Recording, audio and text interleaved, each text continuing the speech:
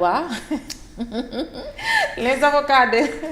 les avocats les avocats de Farba mu tuddee leen fi hors la loi alors noo ko mën a jàngatee cette histoire fi mu jugee. lu ñuy wax la montagne a accouché d'un sourire.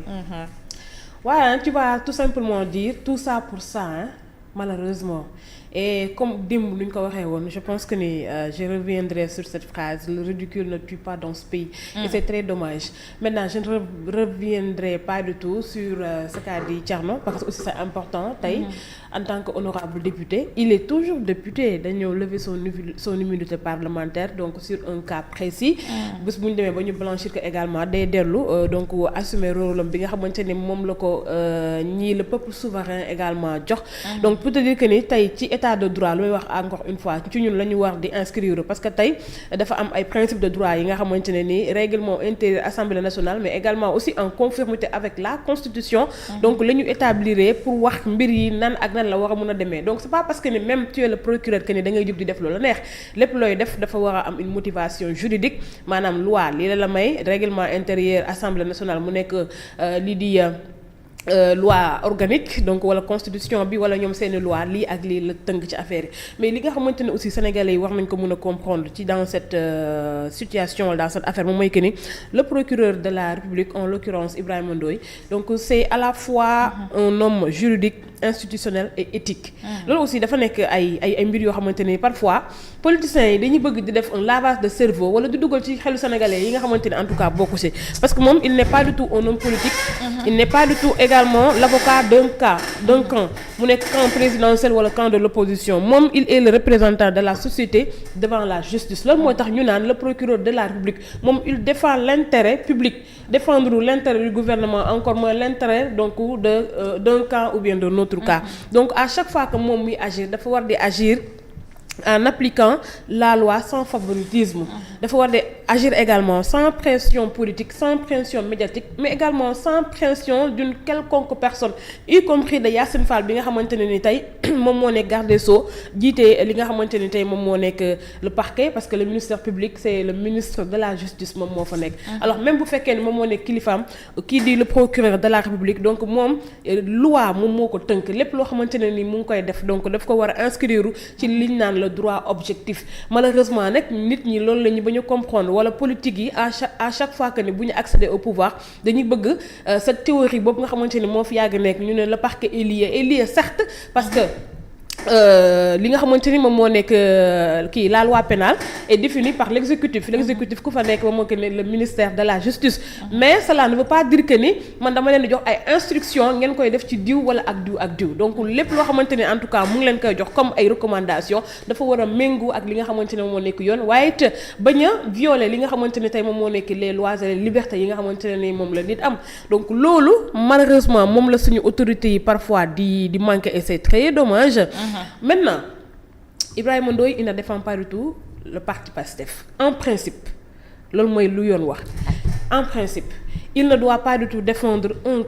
camp il ne doit pas également satisfaire les demandes wala en tout cas les souhaits du ministre tey mu nekk le ministre Yacine Fall wala la ministre Yacine Fall. Maintenant xam nga le problème qui existe aujourd'hui Fatima moom mooy que ni. gis nga dafa am ay ministère de souverainisme yoo xamante ne nii.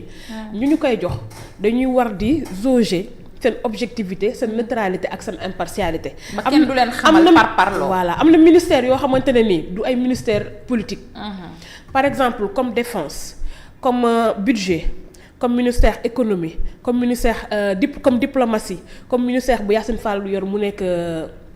la justice. Ministre Ousmane Sonko waxuloon loolu. loo xam ne waxuma Ousmane Sonko lu ma Ousmane Sonko moom. ay poste politique la. Ousmane Sonko il comprend tout sauf l'essentiel moo tax moom dafa war a delluwaat di jàngaat il comprend tout sauf l'essentiel dama ne. loolu la wax de. nee na am yaa des postes yoo xamante ne ay poste politique lañ parce que yow Déthié Fall am na moom mooy la mu waxoon ca campagne ba. su comprendre que ne dans une république dafa am lu ñu naan des institutions politiques et des institutions non Lamine Samba sera là demain. Des institutions politiques et des institutions judiciaires du wax loolu xëy na cour bee ko manqué. wala dañ ko jàngal te assimilé wu ko loolu lépp mën na nekk. comprendre nga. donc moo tax man je ne me fie pas aux déclarations de Ousmane Sonko je dis en principe tey dafa am ay ministère de souverainisme yoo xamante ne nii. bu ñu koy jox waxuñ na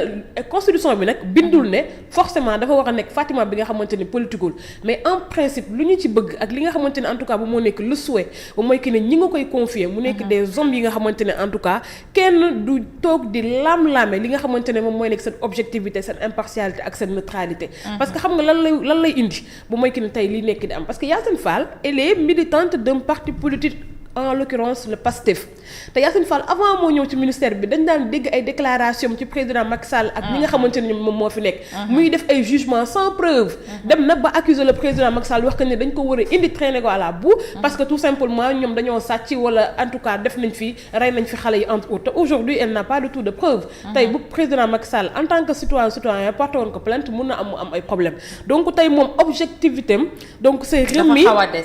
en fait c'est remis en question. parce que dafa xaw a bokk ci dafa xaw a bokk moom mooy que ni tey moom li nga xamante ne tey moom moo nekk son objectivité son impartialité c'est remis en question. tout simplement parce que dafa am fu mu far te aussi ci ay discours am ci ay attitude am ci ay acte am day nekk à chaque fois li nga xamante ne nii moom moo koy accompagner loolu nag à chaque fois nag tey comme république ni muy demee bu fekkoon ne président Bassirou Diomaye Diakhar Faye c'est un homme bi nga xamante ne il avait l'expérience je pense que ni dina jéem a def sa mélange bi nga xamante ne nii sénégalais duñ ko sentir concrètement des hommes comme certes des Sidiki Kaba et autres mais da ngay xamante ni des hommes de leur trempe mais am nañu benn background bi nga xamante ni il peut faire le discernement parce que tamit àdduna Fatima lenn mënul ñàkk gis nga neutralité mënul ñàkk ci nit ñi mun en fait il faut que mu am parce que ñun ñëpp dañu am ay sens ñun ñëpp dañu am également dañu am raison ñun ñëpp également am nañu fu ñu bokk waaye li nga xamante ne moom mooy def la différence moom mooy que ni la raison il faut savoir raison garder il faut aussi nga am retenue man bu fekkee ne man lañ def ministre de la justice d'accord je suis avec Ousmane Sonko waaye da ngay jël en conséquence li nga xamante ne tey moom moo nekk manteau bu ñu la jox lan la laaj donc loolu quand tu le fais am na problème yu bari yoo xamante ne doo ci dugg et mieux aujourd'hui elle ne se décrédibilise pas elle-même mais elle décrédibilise la justice et l'image du Sénégal et c'est ça qui est grave hein Yacine Fall parce que aujourd'hui tu vois toutes les unes lan la ñuy wax le procureur désavoue la ministre de la justice en fait des titres yoo xamante ne à la fois c'est un peu comique et bon c'est pas vraiment digne donc de ce que l'on attend de notre ministère de la justice et aussi tamit accusation yu grave yi nga xamante ne teg na ko ci Farba Ngom démb ak seen point de presse bi nga gis le porte-parole du gouvernement nekk derrière bu mel ni dañoo jàpp un narcotrafiquant wala dañoo am information capitale bi nga xamante ne nii sénégalais yi dañ ko doon xaar te à la fin ba ñu paree rek à la minute suivante donc tout le monde tous les observateurs donc dañu ko ridiculiser wax que ni yow on attendait vraiment tout sauf ça parce que tu es tombé aussi bas et aussi dañuy gis que ni souvent elle manque de rigueur dans la manière dont elle fournit les informations sànq cox na wax na ko jusque là ñun on ne sait pas du tout c'était quoi l'information au fait elle nous a décrit une situation que lii la donc dem nañ sax que ni ba nar a wax que ni Farba Ngom il devient un danger public pour quelqu'un qui est en prison etc ok mais dis-nous concrètement moom quel acte la posé pour que ñu sénégalais yi donc ñun suñu quiétude mu menacé wu tu ne l'as pas dit waxoo vidéo lan la pornographique la waaye mais de quelle nature et de qui également daf doon wax ak diw mais diw yooyu noonu ñu ngi ci biir société bi mais ñan lañu entre donc des informations yoo nga xamante ne incomplètes et après yow nga bëgg déstabiliser réew. non mais loolu laa la wax moom mooy que ni ci yan canaux la Farba mën a jaar. te nekk ci kaso bi pour déstabiliser réew. non mais waxal sax nature boobu noonu en fait moom mooy que ni c'est ça que je dis moom mooy que ni manque de rigueur informationnelle boobu nga xamante ne dafay nekk ci ñoom en fait. parce que tey quand tu le dis mais dis que ni les Sénégalais Farba dafa bëggoon trouble l'ordre public comment parce que dafa woo ay bandits ay terroristes dafa leen jox xaalis dafa leen wax que ni à telle heure da ngeen war a dugg da ngeen war a attaquer le palais da ngeen war a en fait ñun ñu mën a comprendre que ne la car ça devient grave mais tey en fait tu as fait tellement de déclarations et tu t'en sors comme ça c'est ridicule donc tey pour man mu nekk le procureur de la République pour man damaa jàpp ne tamit nit la day toog di xalaat da xamante ne ni vraiment même si aussi tu es le chef du parquet mais je ne vais pas du tout te suivre dans ces histoires yi nga xamante ne à la fin ça met aussi en jeu ma crédibilité parce que n'oublions pas que Ibrahima Ndoye moo fi nekkoon démb tey moo fi nekk lu Aïssata Tall Sall waxoon Cheikh Diba wax ñu chiffres yi ni mu manipulé ndax démb yaa fi nekk tey yaa fi nekk alors lépp loo xamante ne am na déjà comme conséquence dañ la koy imputer alors Ibrahima Ndoye dañ koy ñaanal gudd fan ak wér mais aussi régime Pastef bu demee mais day toogaat te xanaa ñaanul yàlla de donc di def ay actes yoo xamante ne nii régime bi bu daanoo après moom aussi li nga xamante ne moo nekk sa carrière dañ koy remettre en question wala sax nag parce que aussi ils ne sont pas du tout intouchables wala ñu dem ba à un moment donné mais ce sont des hommes comme tout le monde. waaw mu dem ba à un moment donné mu am yenn yoo xamante ne après daf lay rattraper ngay toog di regretter donc pour man aussi bu ñu inscrire dans cette logique mun nañ dem kay ne ñun tamit dañuy jël suñu responsabilité donc ba ñu suivre ces politiques yi nga xamante ne ni déjà ñoom seen bëgg-bëgg lañu topp donc tu vois que ni Yacine lan la bëggoon parce que comme on l'a dit jusque là amuñu benn preuve ci 125 milliards yi c'est ça 11 mois après donc jusque là amuñu lenn loo xamante ne ni luy avancer loolu dossier bi la pire dañoo dem ba gis que ni sax dafa am ay regrettement ci seen côté parce que l'accusé wala le complice apporte na ay preuves tey dem nañ ba le juge d'instruction mën nañ ko may liberté parce que jox na étayé na vraiment li nga xamante ne tey moom moo nekk les lanternes entre autres nga ne naa jël beneen dossier jëm ko chargé donc démb sama xel ci lu mu dem mooy que ni Ousmane Sonko ba ñu ko fekkee buntu këram ñu ne dafa sàcc téléphone policier bi ma ne xanaa dañoo bëggoon a reproduire le même scénario pour wax que ni voilà nañu kii mu nekk genre affaire bande yooyu noonu mais ils ont oublié que noonu guddoo bu xaw a def. non mais c'est ça ba pare xoolal contexte yi ak lépp bokkul fen nañ ko jël téye ko. xam nga man je me dis que ni c'est ça au fait moom mooy que ni war nañu indi affaire scénario xam nga politique bu yàggee day mel ni film ko bàyyi. wala ay catcha ngay gis ay ñoom John Cena di def ay affaire yoo xamante ne nii à la fin da ngay xam ne lii ay fiction la mais ñoom waxuma seen bopp man seen leur personne ne m'intéresse pas mais comme gaynde yu lu ñu def démb parce que Sadio Mané xoolul boppam Sénégal la xool. drapeau Sénégal la xool ak dignité bi nga xamante ne wala sénégalais yi après di ressentir parce que hier nous étions tellement fiers pour dire que on a battu les pharaons